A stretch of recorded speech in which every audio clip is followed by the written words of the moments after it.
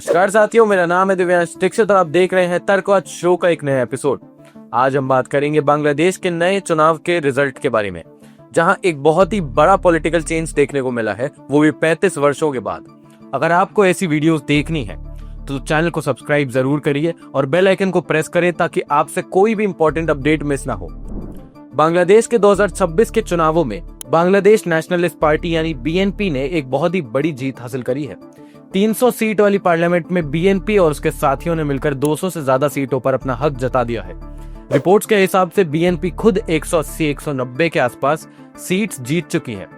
इस जीत के बाद में बीएनपी के लीडर तारिक रहमान अब बांग्लादेश के अगले प्राइम मिनिस्टर बनने की तैयारी में है। दूसरी तरफ जमात-ए-इस्लामी ने भी काफी अच्छा परफॉर्म करा है और लगभग 60 से 70 सीटें जीती हैं। अब वो पार्लियामेंट में मेन अपोजिशन बनकर सामने आ रही है। बाकी कुछ सीटें इंडिपेंडेंट और छोटी पार्टीज को दी गई हैं। ये रिजल्ट इसलिए भी हिस्टोरिक रहा है क्योंकि लगभग 30 से 35 साल से बांग्लादेश की टॉप पॉलिटिक्स में ज्यादातर महिला प्राइम मिनिस्टर रही हैं। शेख हसीना, खालिदा जिया और अब कई सालों के बाद एक मेल प्राइम मिनिस्टर कुर्सी पर बैठ सकता है, जो कि है खालिदा जिया के बेटे तारिक रहमान। इसीलिए इस इलेक्शन को एक नया जनरेशनल चेंज भी कहा जा रहा है। और एक इम्पोर्टेंट बात यह भी है कि farmer ruling party Awami league इस इलेक्शन में स्ट्रॉन्ग तरीके से कंटेस्ट नहीं कर रही थी। इसीलिए मेन कंटेस्ट बीएनपी और जमात के बीच ही हो रहा था, जिस वजह से सीट का डिफरेंस काफी मेजर रहा है। इस इलेक्शन में यूथ वोटर्स का एक बहुत ही बड़ा रोल रहा है।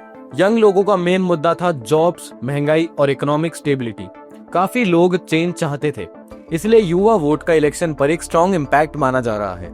दोनों पार्टीज ने अलग अलग प्रॉमिस किए। बांग्लादेश नेशनलिस्ट पार्टी ने कहा कि हम इकोनॉमी को ठीक करेंगे, महंगाई कम करने की कोशिश करेंगे और ज्यादा जॉब्स क्रिएट करेंगे, सिस्टम को स्टेबल बनाएंगे, पुलिस एडमिनिस्ट्रेशन को न्यूट्रल रखेंगे और सभी कम्युनिटीज, जिसमें माइनॉरिटीज को भी इंक्लूड किया जाएगा, उन सबको प्रोटेक्शन देंगे, वो भी इक्वल लेवल पे।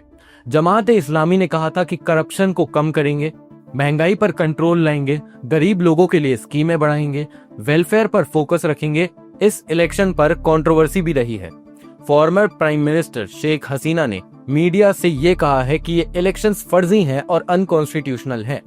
उनका कहना है कि इलेक्शन फेयर नहीं था और इसे कैंसिल होना चाहिए। इस वजह से बांग्लादेश की पॉलिटिक्स अभी भी डिवाइडेड नजर आती है। एक और इम्पोर्टेंट बात जिस पर आज पूरी दुनिया की नजर है, minority safety, law and order पर आज पूरी दुनिया की नजर रहेगी। इंडिया और दूसरी कंट्रीज देख रहे हैं कि नई गवर्नमेंट ग्राउंड पर सिचुएशन को स्टेबल कर पाती है या फिर नहीं। अगर वायलेंस कंट्रोल होता है और सिचुएशन शांत रहती है तो ये पूरे रीजन के लिए अच्छा होगा। अब सबसे बड़ा सवाल ये है कि जो प्रोमिसेस किए गए हैं, क्या वो पूरे होंगे भी या नहीं। इकोनॉमी, लॉ एंड ऑर्डर और माइनॉरिटी सेफ्टी, ये सब नई गवर्नमेंट के लिए बहुत ही बड़े टेस्ट माने जा रहे हैं, क्योंकि इस बार का युवा इन्हीं सब की मांग कर रहा है। आखिर में एक इम्पोर्टेंट बात यह भी आती है कि अगर तारिक रहमान अपने प्रोमिसेस पर काम करते हैं और माइनॉरिटीज की सेफ्टी इंश्योर करते हैं, तो बांग्लादेश में जो वायलेंस की रिपोर्ट्स कुछ समय से चलती हुई आ रही हैं, वो और ज्यादा कम हो सकती हैं। और अगर बांग्लादेश स्टेबल और शांत रहता है तो ये इंडिया के लिए भी बहुत अच्छी बात होगी, क्योंकि दोनों कंट्रीज नेबर है और स्टेबिलिटी और शांति दोनों ही देशों के लिए बहुत ज्यादा महत्वपूर्ण है।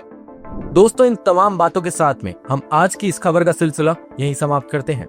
मैं दिव्यांश दीक्षित आप सभी से विदा लेता हूं। नमस्कार, धन्यवाद।